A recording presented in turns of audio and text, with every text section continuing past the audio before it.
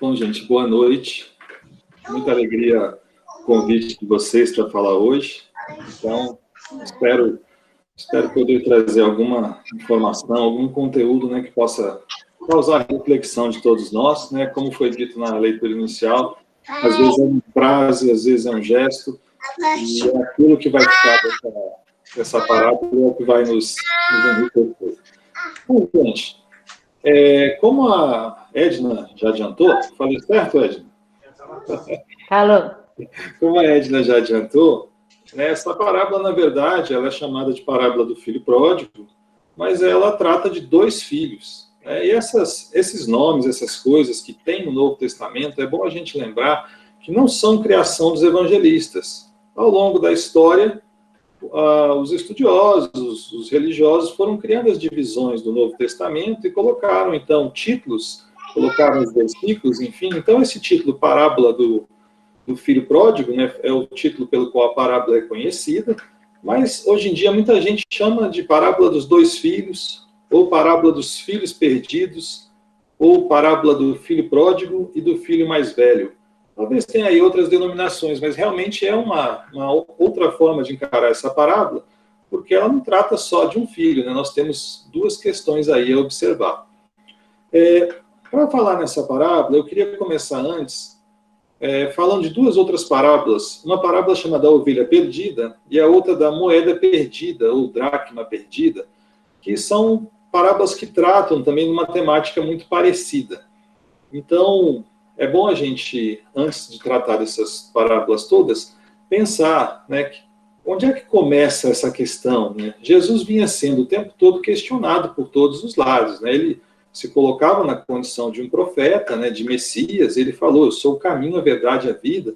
Então, ele era questionado por todos. E nesse momento, então, dessas parábolas, Jesus estava na casa do chefe dos fariseus. Então, os fariseus eram aqueles doutores da lei, os líderes da religião judaica, e, além deles, nessa reunião, ainda havia os cobradores de impostos, outros tipos de pecadores de todo jeito, e a gente vê que Jesus nunca discriminou. Jesus sempre acolheu a todos, até porque naquela famosa passagem ele nos diz, né, os sãos não precisam de médico. Mas ele era, então, acusado de compartilhar a refeição com pecadores. Como é que alguém que se coloca como Messias, como profeta, vai sentar à mesa com pecadores, com as pessoas de má vida? Isso não combina, né? Não combinava naturalmente com a visão que eles tinham disso tudo. Então, Jesus nos ilustra com algumas parábolas para nos explicar do que ele estava tratando, qual era a missão do Cristo e, afinal, o que era ser o Cristo, porque os judeus esperavam há muito o Messias, mas, afinal, o que era um Messias? Havia aquela visão de um Messias guerreiro que ia derrotar o Império Romano e devolver a independência aos judeus. Mas Jesus, para esses, foi uma grande decepção, né? Mas, para quem teve a visão do Messias espiritual, Jesus, naturalmente, é o Messias e é essa força renovadora para todos nós. Então, a primeira parábola é da ovelha perdida.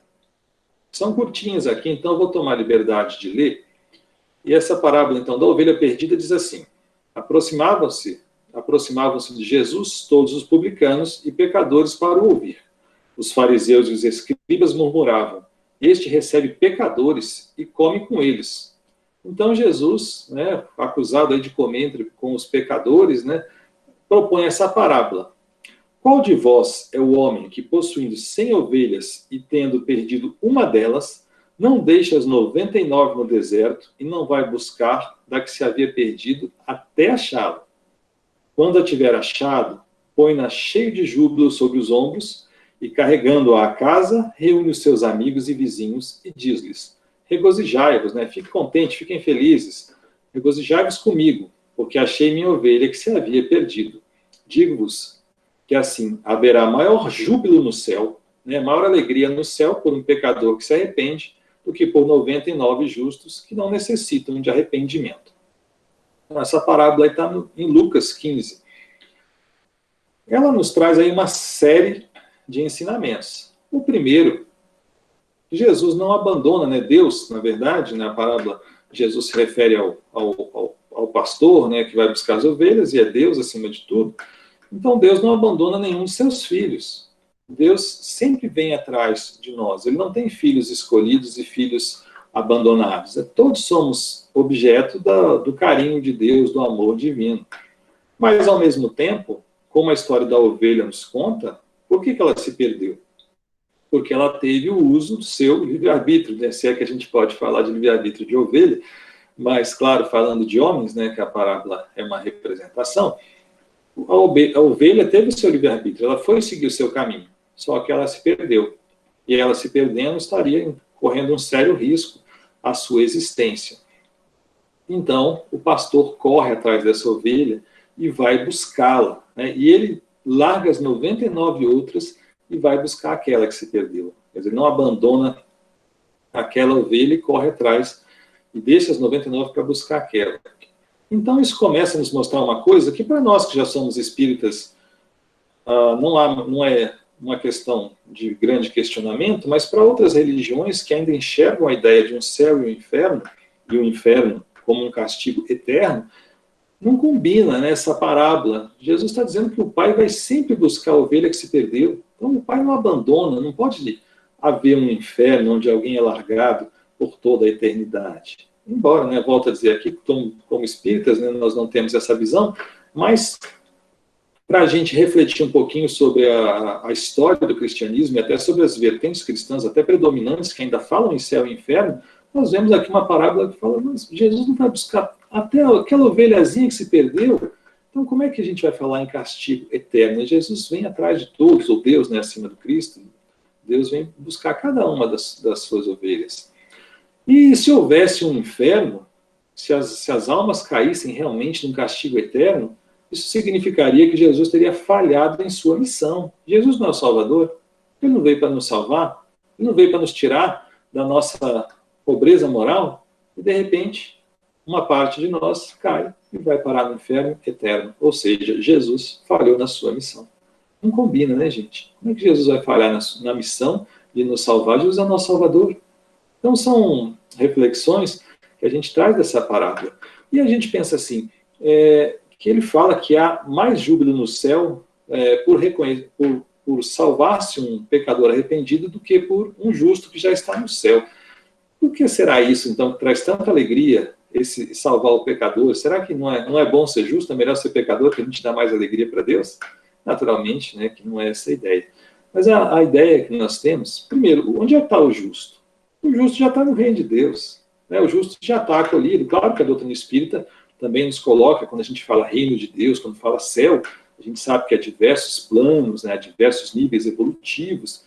Então a gente está aqui, né, Jesus falou de uma forma simplificada, quando fala reino dos céus, mas também, claro, falava para aquele povo da ocasião, que era esse o sentimento, era essa a ideia. Então ele falou de uma forma também simplificada, que a doutrina espírita já expandiu nessa compreensão do que é céu, do que é reino de Deus, o que é o inferno. O inferno não existe como castigo eterno, mas existem regiões de grande sofrimento transitório, mas elas existem.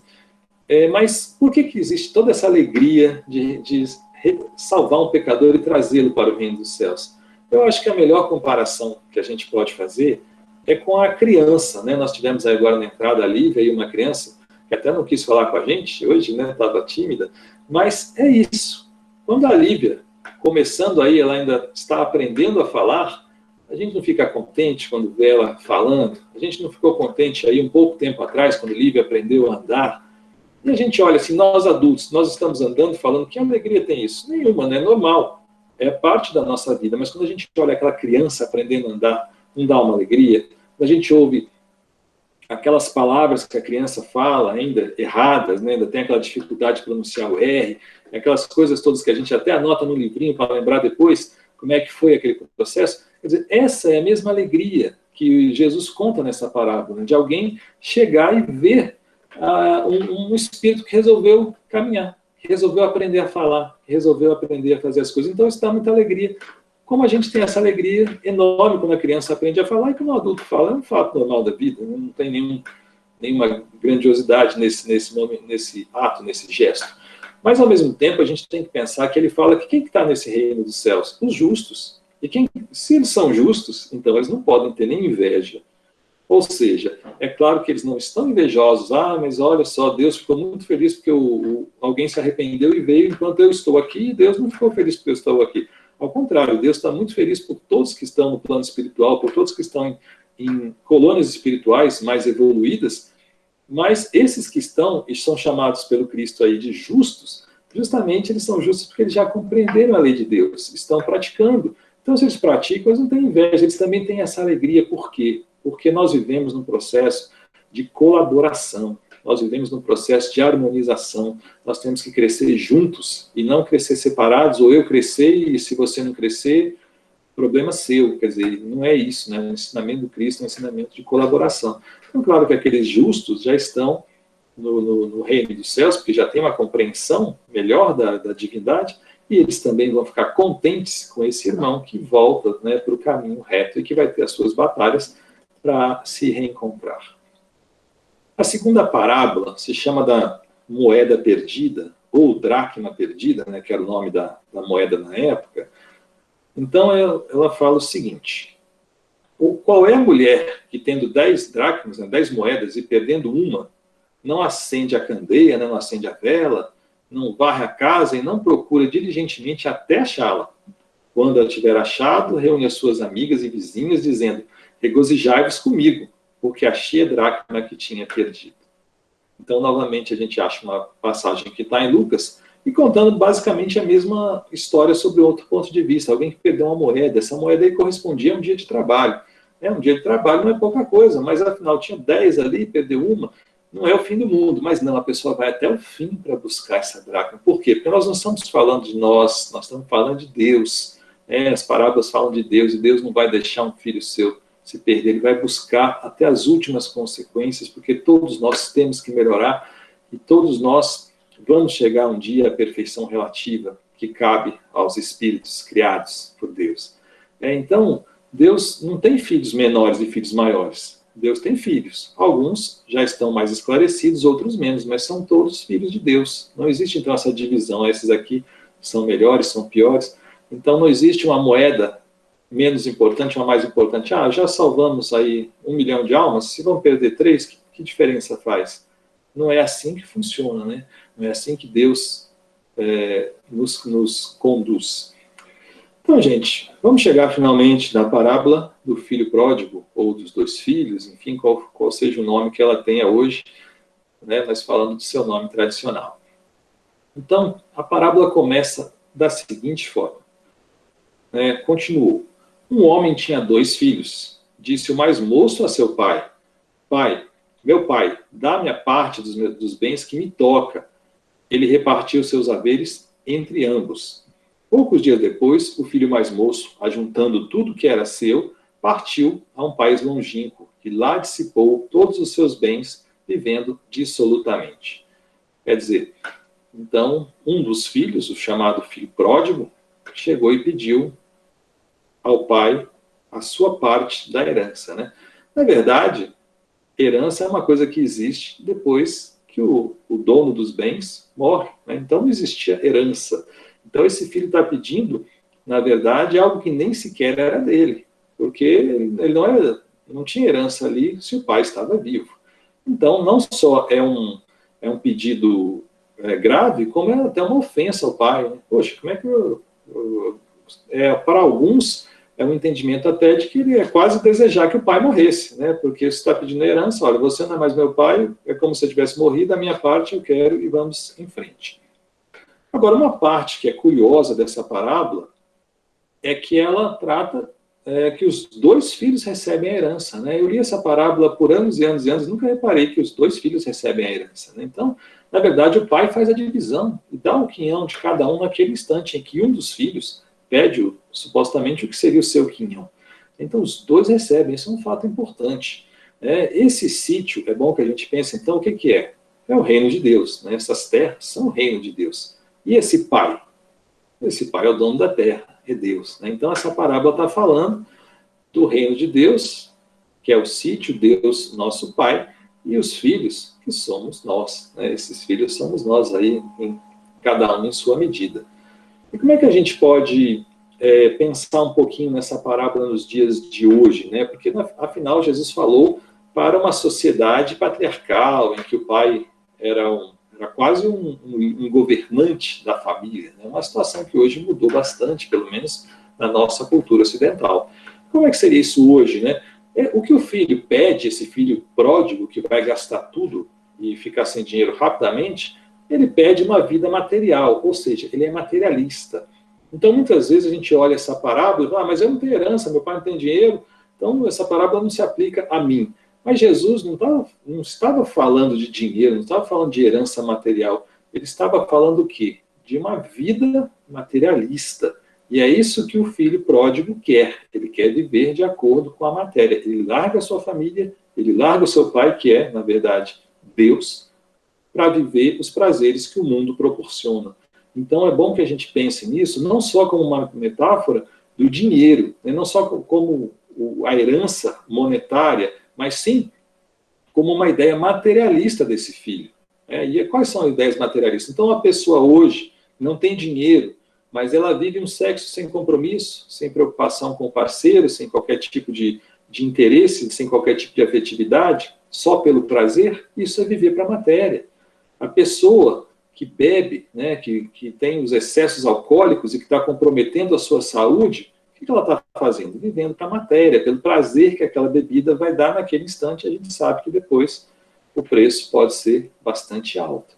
Ou viver só em festas, né? Claro que festa é uma coisa boa, mas viver só de festas, né? Muita gente fala, vim para o mundo a passeio, e tem gente que acredita nisso. Pessoas que acreditam nisso naturalmente são o quê? Materialistas, não acreditam numa vida após a morte, não sabem que há um Deus que espera algo de nós, não percebem que há alguém ao lado delas necessitado.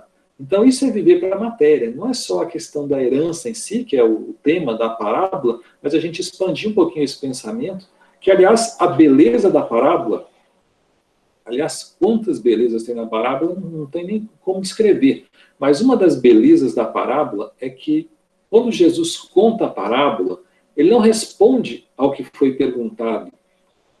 Ele dá uma lição muito maior. Ele ensina a gente a refletir sobre um tema de uma forma muito mais ampla. Então, se Jesus apenas respondesse o que as pessoas perguntavam, ia responder o problema do Ricardo. O Ricardo fez uma pergunta e Jesus respondeu, mas não serve para mais ninguém.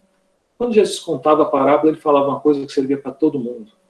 E como será que os judeus entenderam essa parábola há 2000 anos? Certamente não é igual à forma como nós entendemos hoje, 2000 anos depois. Então, outra riqueza dessas histórias, que às vezes a gente fala, histórias simples do povo.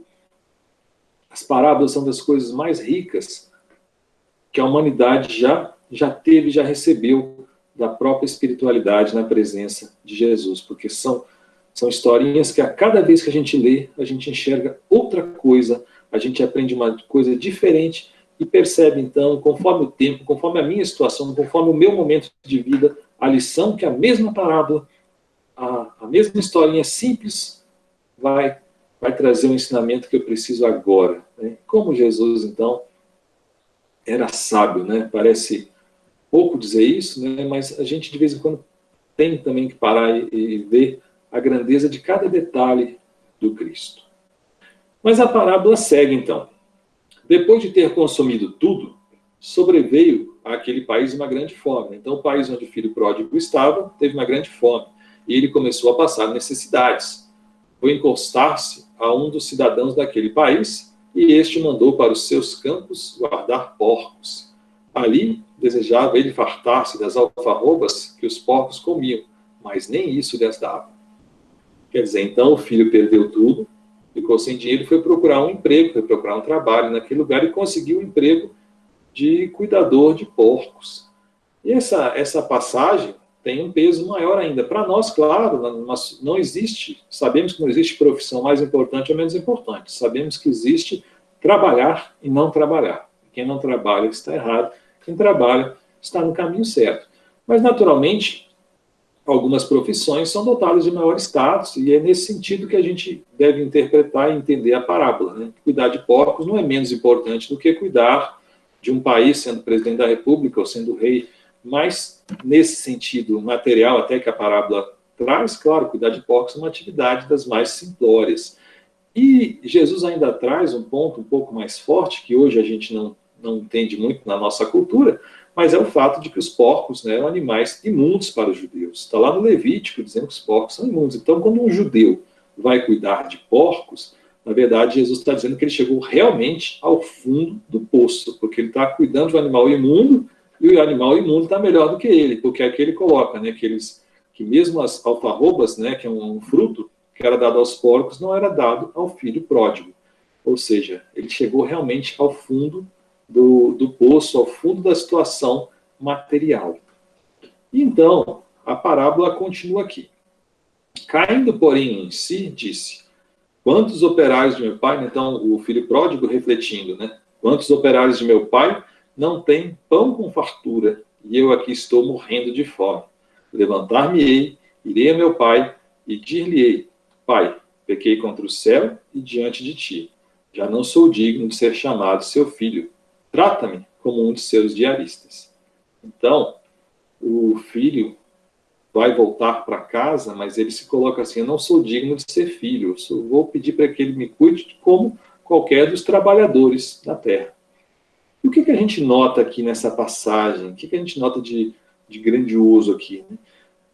Esse filho, que caminhou então nas sendas erradas por bastante tempo, que dilapidou todo um trabalho um histórico que aquele pai construiu, que a família construiu ao longo do tempo, ele, na verdade, ele finalmente se arrependeu. Mas a gente pensa assim: poxa, mas será que quando ele perdeu tudo ele não se arrependeu? Talvez a hora que ele chegou e descobriu: puxa, não tem mais dinheiro, e agora, o que eu vou fazer? Será que bateu um arrependimento? Provavelmente bateu, mas ainda era um arrependimento que não era efetivo. E agora, ele chegou finalmente a esse arrependimento verdadeiro, que é o arrependimento que traz mudança. Porque se arrepender é muito fácil. A gente errou, puxa vida, fiz uma bobagem. Mas a gente se propor a consertar, esse é um ponto que é muito mais complexo. Esse é o arrependimento efetivo, e é o que ele encontra nesse momento. Ele chegou ao ponto, então, que ele se arrependeu e venceu o orgulho, venceu as dificuldades dele para voltar à casa do pai e pedir, não o retorno à condição de filho, mas o retorno à condição de empregado, que pelo menos ia ter o que comer, ia ter onde dormir. E então é uma questão que a gente vê muito comumente na obra do André Luiz.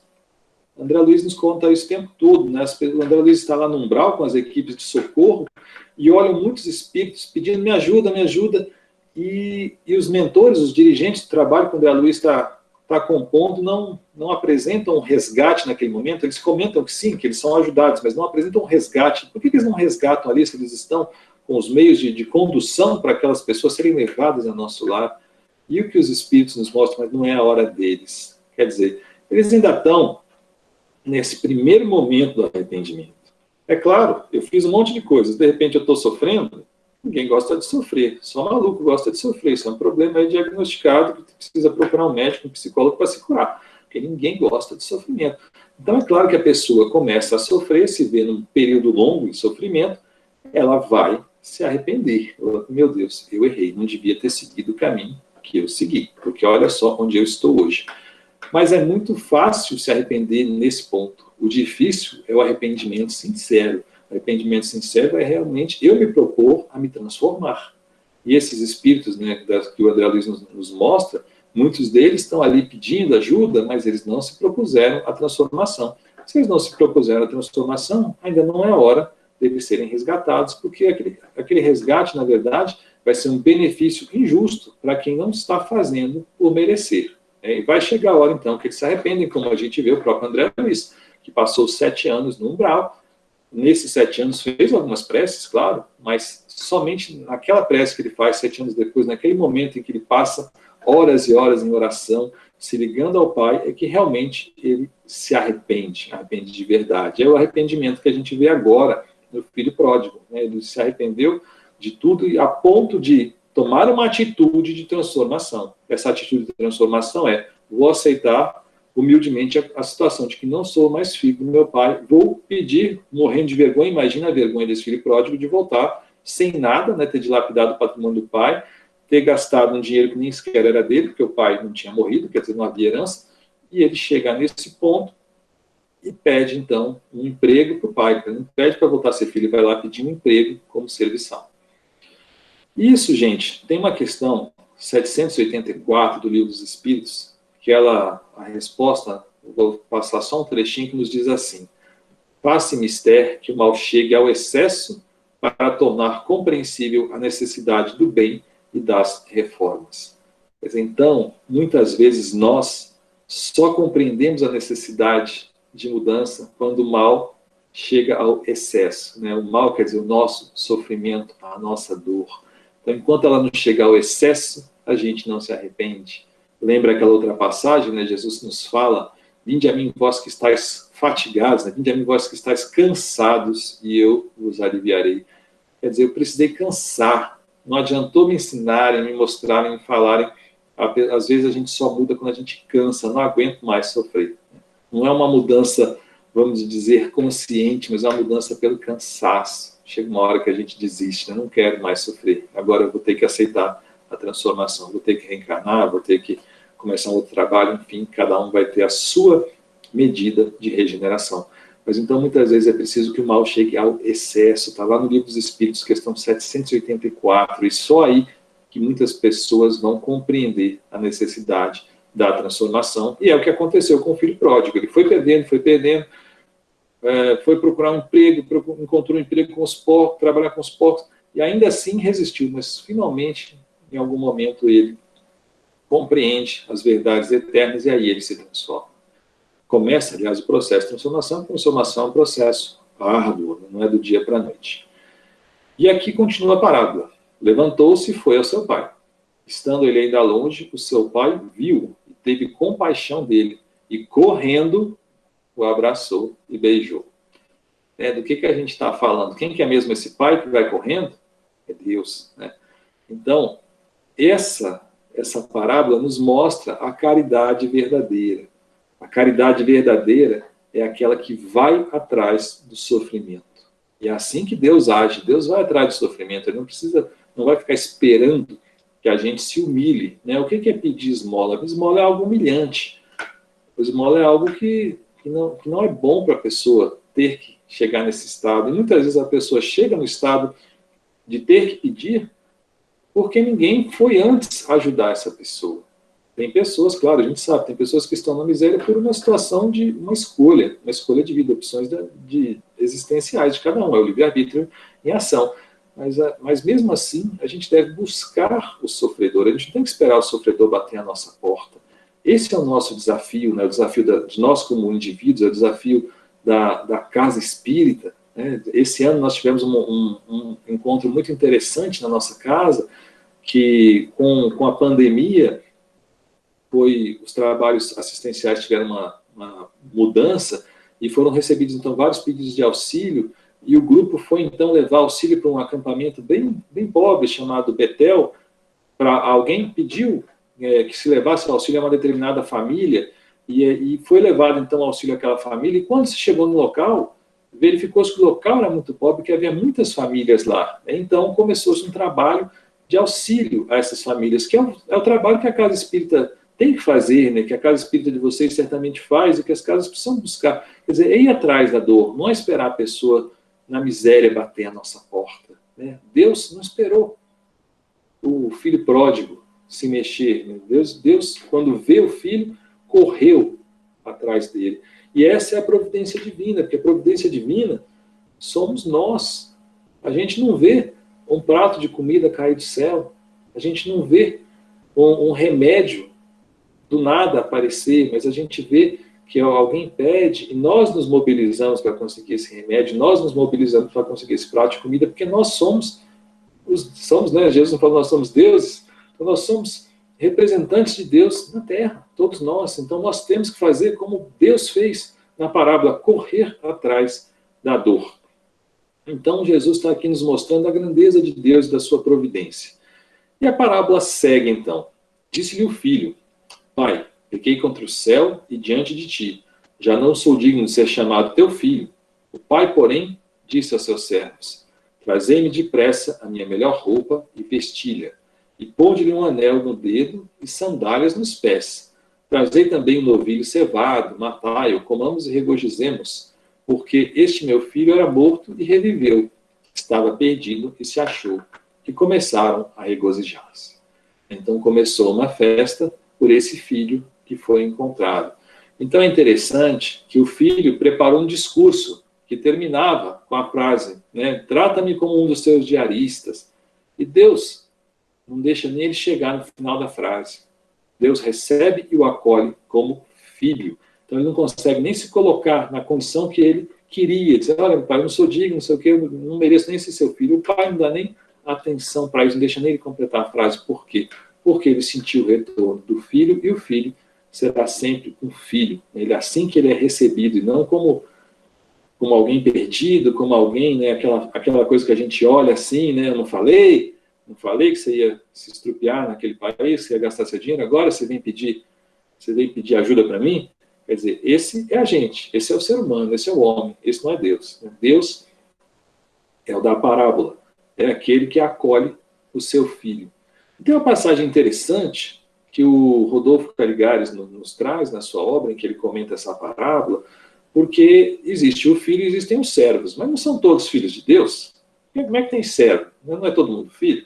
É claro que isso é uma parábola é uma comparação, e toda comparação não vai seguir perfeitamente o que as coisas são. Todos são filhos de Deus, tanto os dois filhos quanto os servos, né? Todos são filhos.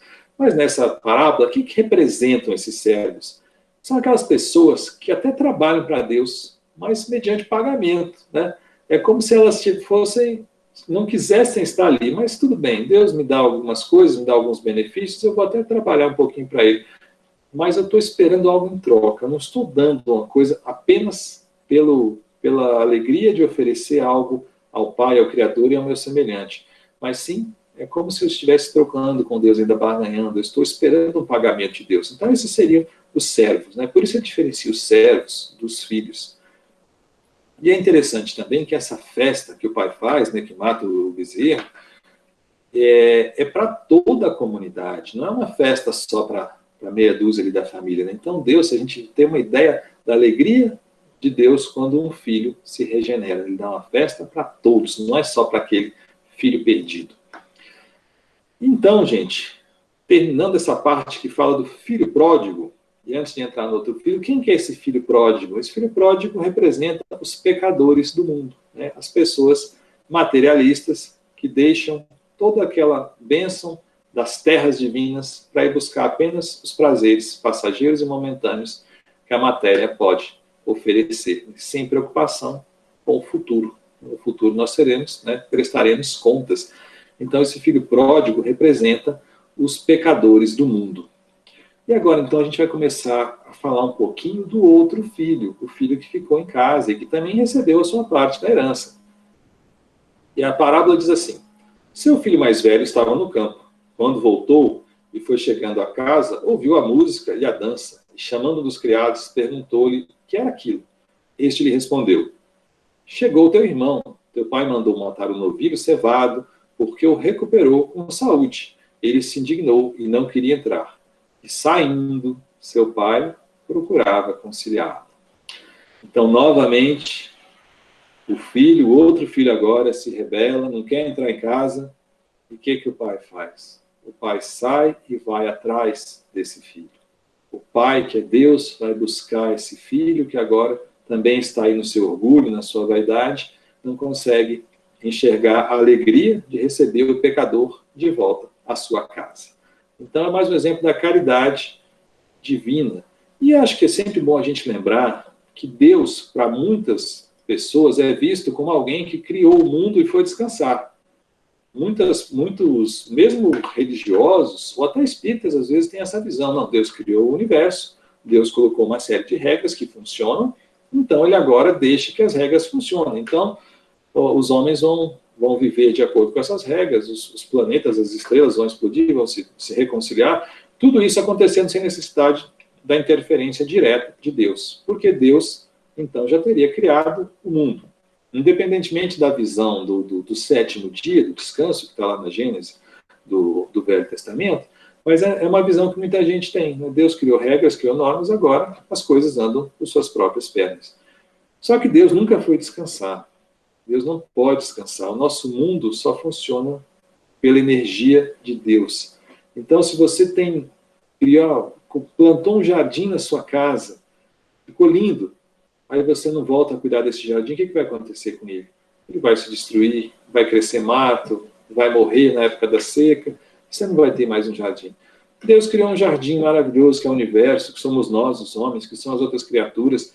Então, tudo isso é o jardim divino, e ele é o nosso jardineiro. Então, ele não deixa esse jardim ao léu, esperando que as coisas aconteçam. Ele está o tempo todo trabalhando. Se Deus parasse, o universo pararia. E então, segue aqui a parábola. O filho, então, o filho mais velho, né, que não é o filho pródigo, respondeu a seu pai: há tantos anos te sirvo sem jamais transgredir uma ordem tua, e nunca me deste um cabrito para eu me regozijar com os meus amigos. Mas quando veio este teu filho que gastou seus bens com os meretrizes, tu mandaste matar para ele o novilho cevado. Então, o que a gente nota aqui nesse filho, né? Uma inveja muito grande, né? Poxa, Deus fez um monte de coisas para ele e não fez nada disso para mim. Mas, na verdade, além dessa inveja, o que essa inveja mostra? Essa inveja mostra que esse filho, no seu orgulho, se considerava superior. Então, ele queria exclusividade. Ele queria um tratamento melhor. Por quê? Porque ele era o filho que ficou com o pai. Então, ele merecia um tratamento melhor do que o outro. Ou seja, de certa forma, ele também estava fazendo uma barganha com Deus. Poxa, Deus, eu estou aqui na tua seara, trabalhando, enquanto o outro foi lá, dilapidou as graças que recebeu na existência e recebe, então, agora toda essa festa e eu não recebi nada. Né? Que coisa triste, né? Então, quer dizer, ele estava buscando, embora ele estivesse ali ao lado de Deus, ao lado do Pai, no fundo, ele estava esperando uma recompensa, ele estava trocando. Olha aqui, eu sou o seu filho bom, olha aquele outro ali, olha o que ele fez, eu que sou o filho certo. Então, a gente vê o que? Um defeito muito grande também nesse filho, que por isso, né, a parábola hoje não é mais chamada de parábola do filho pródigo, quer dizer, é chamada de parábola pelo nome histórico que ela tem, mas muitas pessoas já falam parábola dos dois filhos, do filho pródigo e do filho mais velho, enfim, porque ele também denota uma série de defeitos de personalidade. E aqui, um ponto importante. Quem é esse filho mais velho? Esse filho mais velho, bom, eu falei que a gente antes, nós éramos, né, os pecadores, né, como o filho pródigo é o pecador, nós somos também esses pecadores do mundo. Só que a nossa situação como religiosa é pior, porque nós somos os dois filhos. Porque esse filho mais velho, ele representa justamente os religiosos do mundo.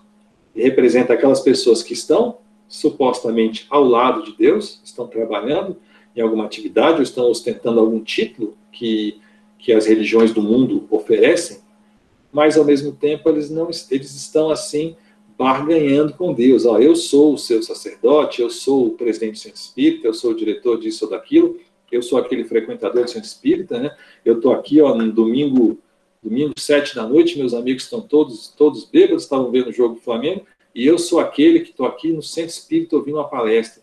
Isso tem, gente, muito mérito. É claro, ninguém vai desmerecer, não. Isso é uma vitória nossa contra o nosso materialismo. Mas, ao mesmo tempo, a gente também tem que pensar o quanto a gente não é esse filho invejoso. Fala, poxa, meu amigo não vai à igreja e trocou de carro. Eu não troquei de carro porque está difícil no meu emprego. Então, quer dizer, a gente não pode esperar privilégios por sermos religiosos, por frequentarmos o centro espírita, por praticarmos a caridade. Até porque, se somos espíritas, conhecemos a lei da reencarnação. Nós temos um passado e que esse passado é cheio de defeitos que a gente precisa consertar. Então, esse segundo filho representa os religiosos do mundo, aqueles que estão ao lado do Pai, não estão distantes, mas ao mesmo tempo estão querendo algo do Pai, não estão ali inocentemente. E a gente precisa vencer isso, né? A gente precisa deixar vencer esse defeito, pensar, nós estamos com Deus. Por Deus, vamos fazer o bem pelo bem, e não o bem esperando que eu vou para nosso lar, enquanto meus amigos que não fazem o bem vão ficar lá no umbral. Não é isso que é o trabalho do cristão. É fazer o bem pelo bem. E Deus vai nos recompensar do jeito que nós merecemos. Isso aí não tem a menor importância, porque a gente sabe que Deus é justo. Nada que aconteça vai ser injusto. E termina aqui a parábola. Replicou-lhe o pai: filho, né, o filho mais velho, tu sempre estás comigo, e tudo que é meu é teu. Entretanto, cumpria regozijar-nos e alegrarmos, porque este teu irmão era morto e reviveu, estava perdido e se achou.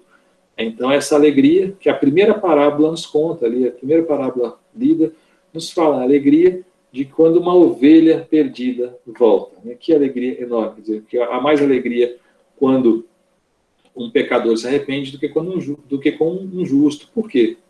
Como a gente já disse, né? O pecador é aquele que se transformou, é aquela criança que começou a andar. E que alegria dá uma criança começando a andar. O justo é aquele que já chegou à fase adulta. O Deus é muito alegre com ele, por ele ser bom, é claro, mas ao mesmo tempo ele não vai ficar olhando assim, nossa, que bonitinho ele está falando. Claro que ele está falando, é um adulto. Quer dizer, é um processo. E a gente, quem chegou à idade adulta, moral, já não precisa esperar isso e não vai esperar com essa inveja, com essa forma triste como o irmão mais velho, né, do filho pródigo, recebeu. Então, gente, para encaminhar aqui quase no final da nossa conversa, reconciliação com Deus, eu pensei em dois exemplos bem fortes dessas duas figuras da parábola. Maria de Madalena. Maria de Madalena é o filho pródigo. É aquela pessoa que era materialista, estava preocupada com as coisas do mundo, que recebeu a beleza, recebeu a inteligência, mas o que ela fez com isso? Ela se prostituiu. Ela queria os prazeres do mundo, queria o poder do mundo, queria estar com os poderosos. Ela é o filho pródigo.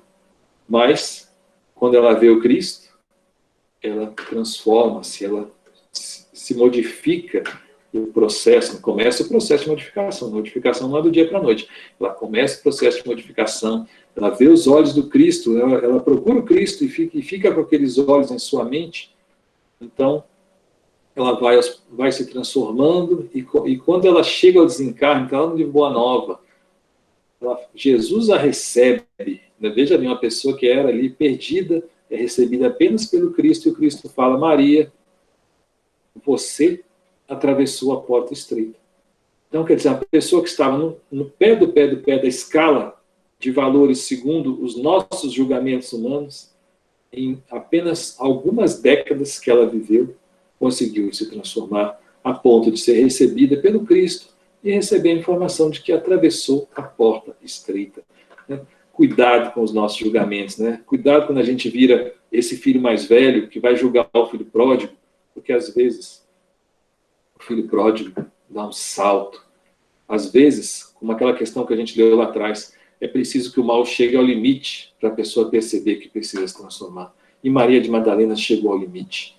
Então, quando ela encontrou o Cristo, ela viu o caminho da transformação.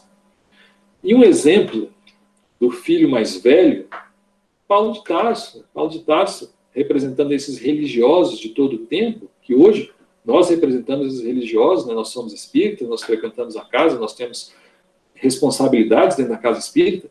Paulo de Tarso era também um sacerdote, alguém poderoso, mas que não se comportou como o irmão mais velho. Ele queria o orgulho, ele queria o poder, ele queria as trocas com Deus. E, no entanto, por isso ele rejeitou o Cristo. Como é que um carpinteiro humilde, andando com pescadores, vindo de Nazaré, que é uma região que não tem a menor importância para a Palestina, né, para Israel, essa pessoa vai ser o Messias? Não faz sentido. E ele, orgulhoso, ele, um estudioso, um sábio, um homem de muito conhecimento, de muito poder, de beleza física, enfim, Paulo era um homem completo do ponto de vista material, mas faltava ali um pouco de transformação. E Paulo, então, é esse irmão mais velho que, quando encontra Jesus à estrada de Damasco, ele é o religioso que estava errando e se arrepende e se transforma. Ele começa, né, o processo de transformação que vai, ao longo de sua vida, se completar. Então, nós temos esses dois grandes exemplos do filho pródigo, com Maria de Madalena, né, como o filho pródigo, e Paulo de Tarso como esse filho mais velho.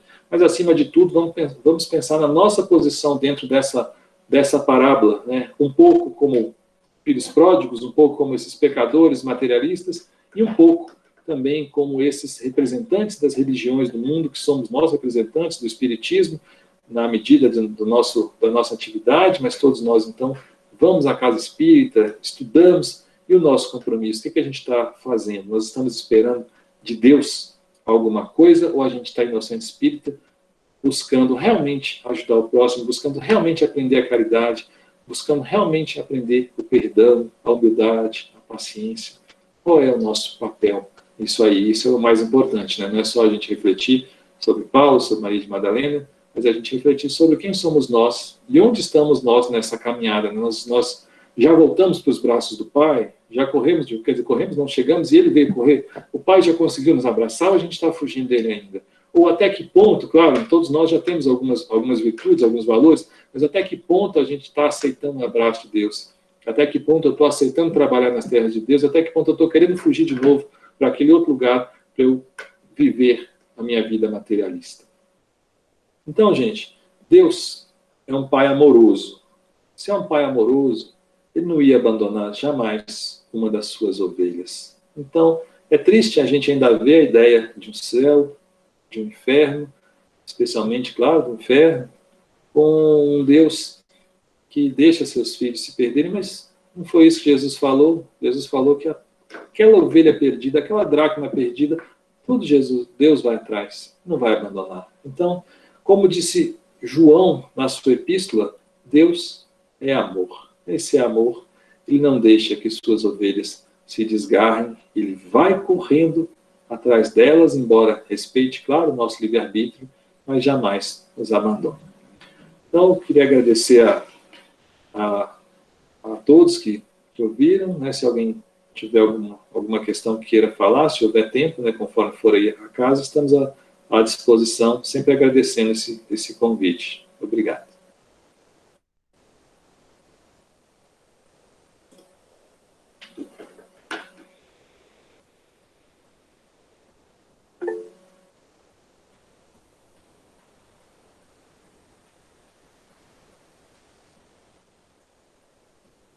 Zé Antônio, você tinha levantado a mão para falar? Alguma pergunta? Sim, Então faça, que temos sobre ainda uns minutinhos.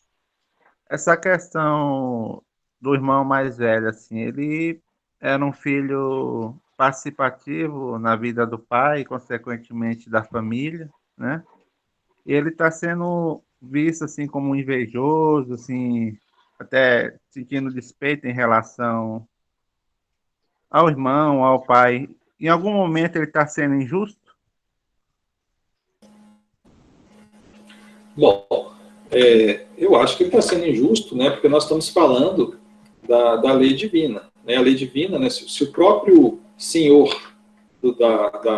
da fazenda, se o próprio Deus se perdoa, né, que é também dever de todos nós perdoar. Agora, é claro que você coloca, né, não se está aqui passando a mão na cabeça do filho pródigo. O filho pródigo errou. Ele vai responder por aquilo tudo que ele fez. Né? A gente sabe que, volto a dizer, a parábola ela é uma figuração, ela é uma alegoria, ela simplifica um entendimento e também, claro, Cristo falou para um povo que tinha uma compreensão de 2000 anos atrás, que não é a compreensão espírita que nós temos hoje. Então ele quis nos mostrar, na minha visão, ele quis nos mostrar na parábola a grandeza de Deus mesmo diante do pecador. Né? Mas, sem dúvida, o pecador, né, vai ter que responder pelos seus erros. Agora, como eu falei na palestra, né, a alegria é diferente a alegria de receber o justo, no reino dos céus, né, de receber o pecador, do mesmo modo como a gente fica alegre quando a criança começa a andar, começa a falar. Isso nos dá alegria no adulto, isso não gera alegria saber que o adulto está falando. Então é nesse sentido, mas sem dúvida, é claro que o filho pródigo não está sendo absolvido nessa parábola de jeito nenhum, nem nessa interpretação que enxerga também o outro filho com defeitos. Não é uma absolvição. Ele errou, vai ter que responder. Mas, ao mesmo tempo, a gente não pode deixar de ver que o outro filho está tratando aquela situação com inveja, com uma busca por uma exclusividade, né? Então, existe um erro aí de lado a lado que tem que ser equacionado. Beleza, meu.